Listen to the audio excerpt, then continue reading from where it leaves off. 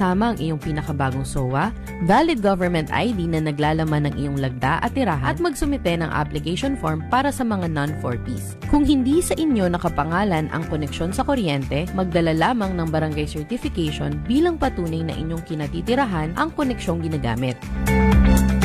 Ang pabatid na ito ay hatid sa inyo ng Paleco at ng himpilang ito. At tayo bumabalik dito pa rin sa programang Alamin at Pag-usapan sa Balitang Palawenyo. Ako pa rin po ang inyong likod, Ferds Cuario. At Vicky Ublangan. At tuloy-tuloy tayo sa iba pa nating mga balita.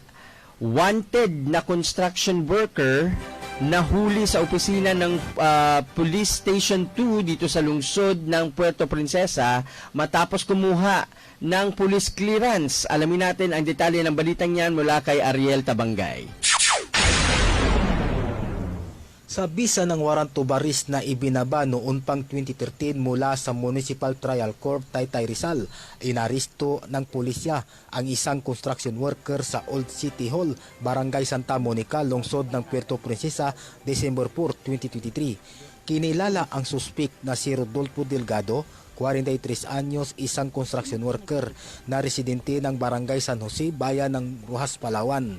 Ayon sa police report, kumukuha umano ang suspect ng National Police Clearance sa Puerto Princesa City Hall nang biglaang nagkaroon ng hit sa database ng pulisya dahilan ng pagkaalerto ng kapulisan para hulihin ito.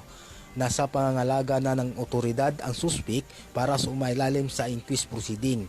Samantala, nahaharap sa kasong paglabag sa Presidential Decree No. 9 Illegal Possession of Bladed, Pointed or Blunt Weapon na may nakalaang piyansan 2,000 para sa pansamantalang kalayaan.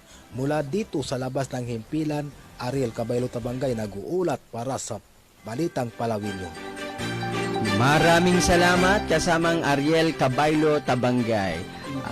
Mula dyan sa dito, ito nakakatawa ha. Hindi, medyo kakaiba kasi 2013 pa itong search warrant para dito sa sinasabing construction worker na ito. Ngayon 2023 na, 'di ba? 10 taon nang lumipas. Ito sumubok siya kumuha ng police clearance at doon nga na pag-alaman na meron itong kaso na warrant. Warrant pala, pending warrant.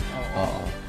Ayan, at sa iba pang detalye ng ating mga balita. Okay, First Lady Liza Araneta Marcos bumisita sa Palawan para pangunahan ang Love for All